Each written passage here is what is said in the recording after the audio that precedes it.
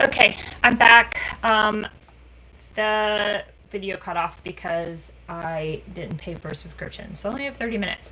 Okay, so instead of walking through each of the other boxes, this is just going to be posted and you can follow along to find the other three boxes. X will get you here, Y will get you here, and C will get you there. And you can just copy that in without having to watch through the video.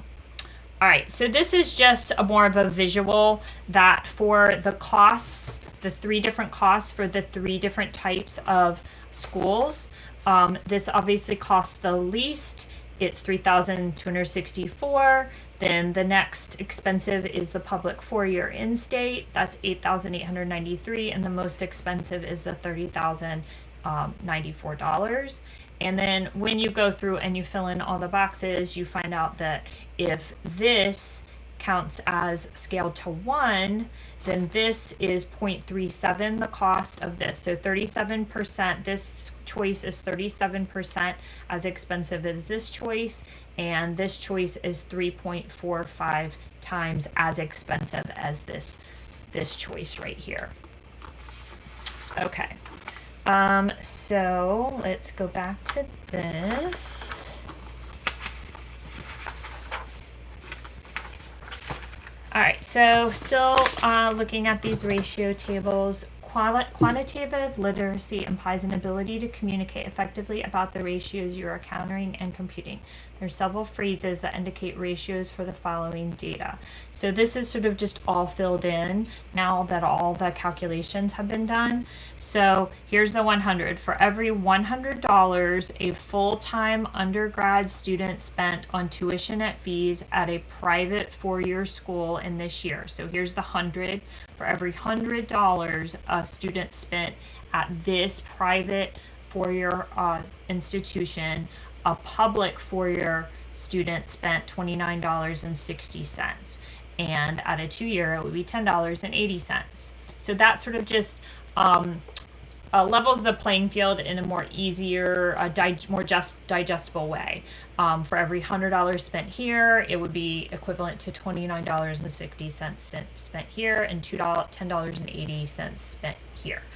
Full-time undergraduate students at the private four-year school spent 3.5 times as much as they did at the public four-year school.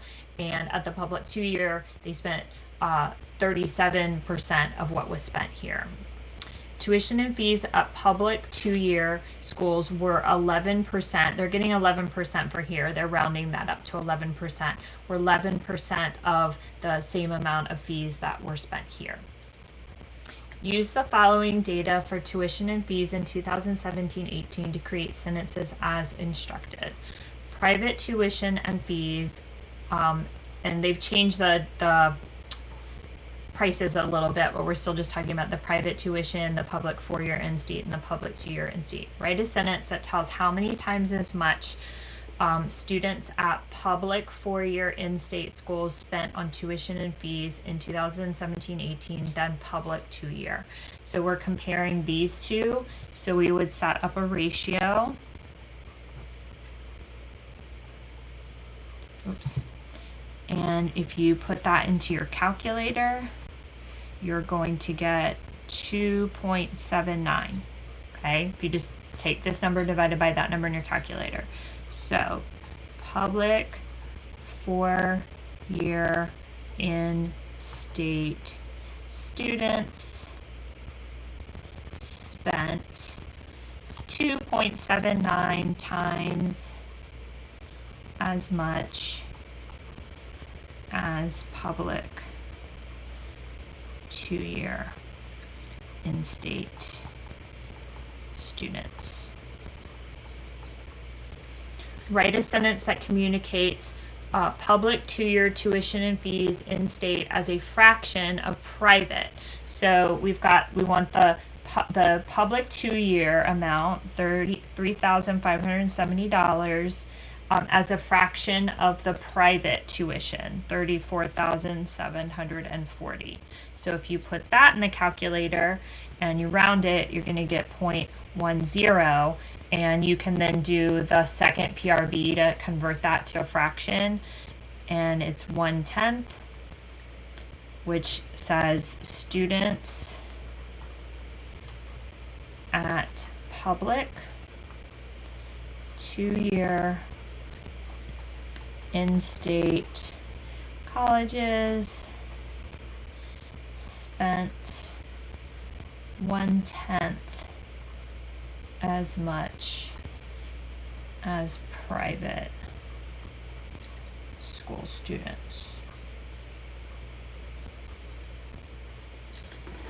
Write a sentence that communicates how many dollars public 4-year in-state students spend on tuition and fees for every $100 at a private 4-year.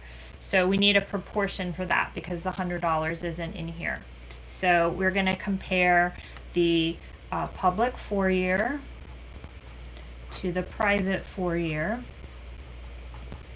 And we want to know what that equates to for every $100 spent at the public 4-year. So this is public 4-year, private 4-year. If we spend $100 at the private 4-year, how much would that be for the public 4-year? So we cross multiply the 9970 times 100 and the 34,740 times x. Divide both sides by the number in front of x, so it's this number divided by this number, and we get $28.70.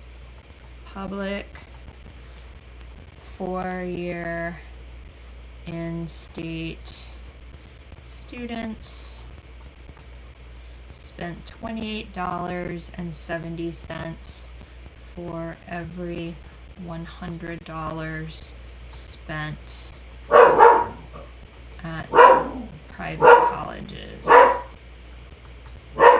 If you can hear my dog barking, somebody dared to walk in front of our house. Okay. So, wrapping it up.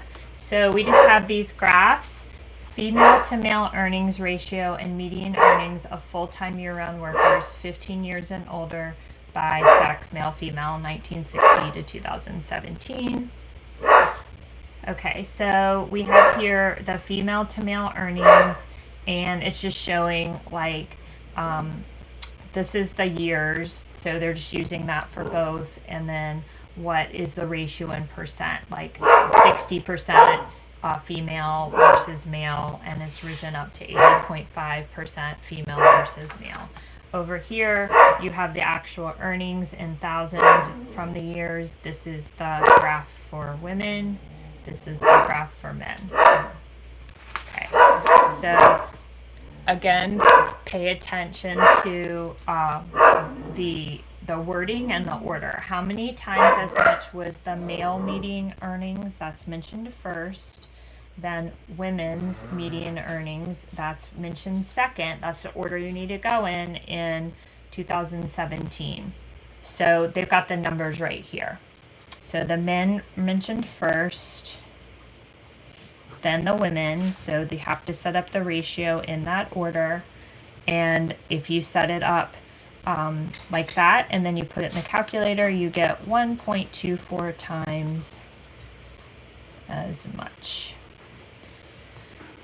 Then we're going to set up a proportion for every $100 a male earned in median earnings. How much did a woman earn? So I should say woman. Okay, so we're going to do that same ratio that we just set up, men to women, and then it's $100 for the males. So how much would that equate to for the females? So cross multiply $52,146 times x equals $41,977 times 100, and divide both sides by the number in front of x. So put this number divided by that number in your calculator, and you get $80.50. For every $100 a man earned, the women earned $80.50 in 2017. So that just kind of puts it in an easier to understand context. Why is it important that the earnings are in 2017 dollars? It just sort of levels the understanding, and it takes into account inflation. So things cost more in 2017, obviously, than in 1970. So it puts everything in the same terms. So even though they didn't earn, say $40,000 in 1959, it puts it in the same context so that you can understand how much it's changed. How does this graphic show middle class incomes are treading water?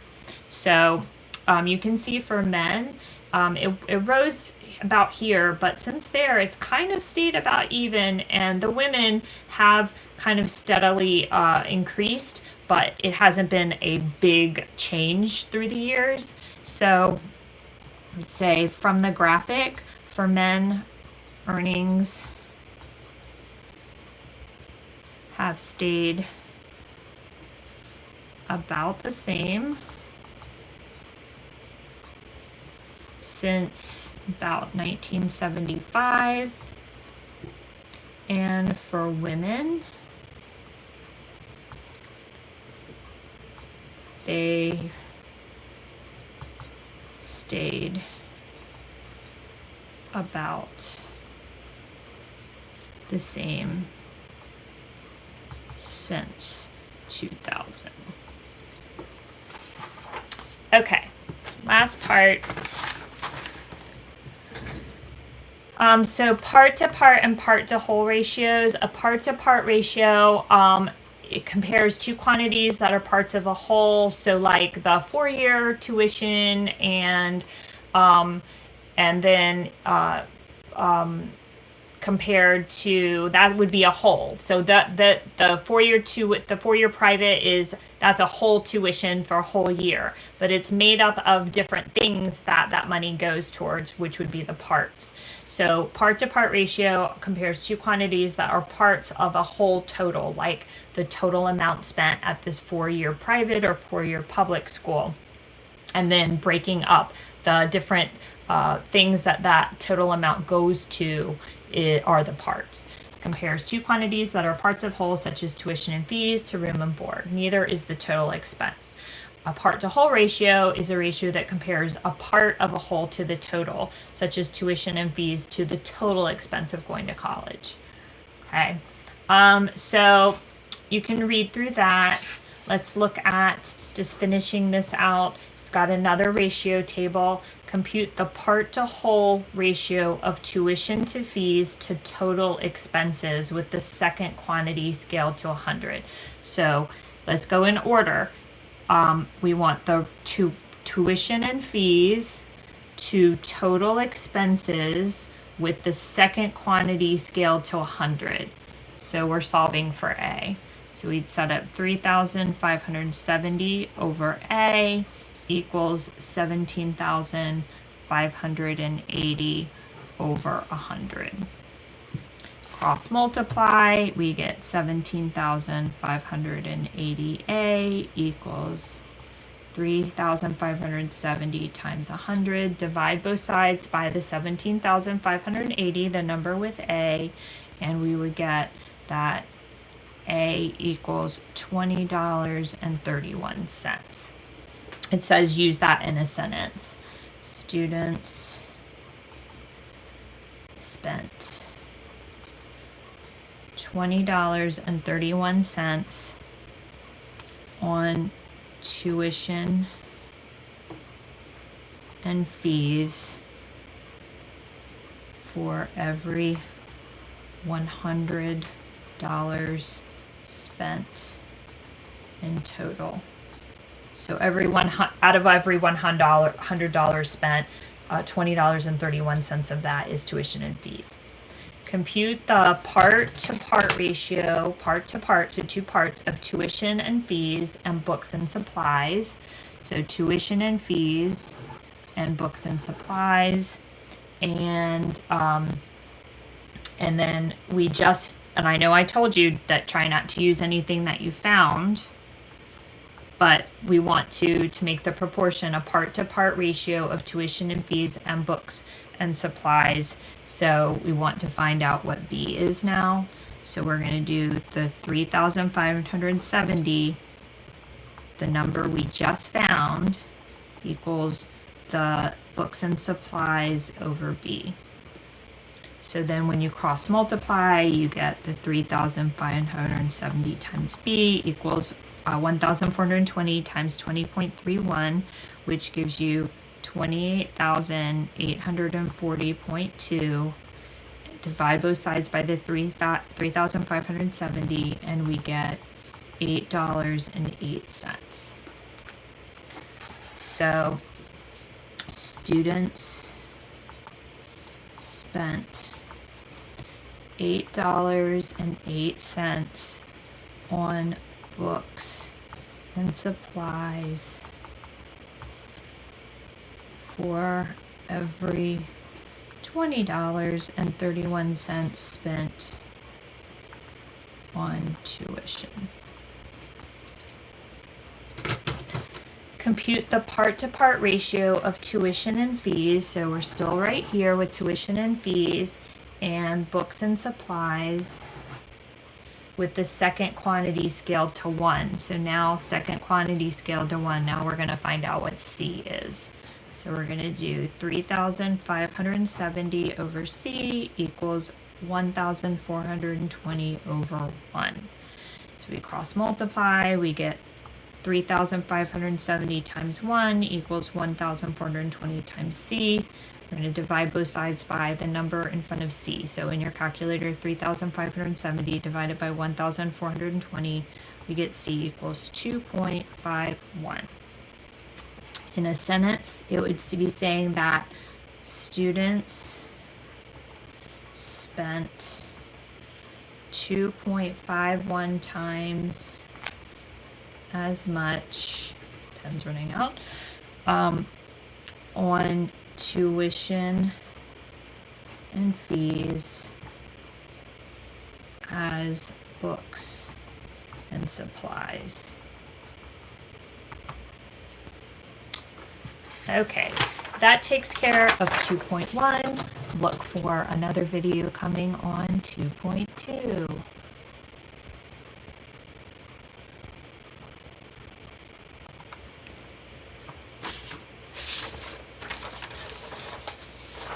No idea if I was actually recording any of that.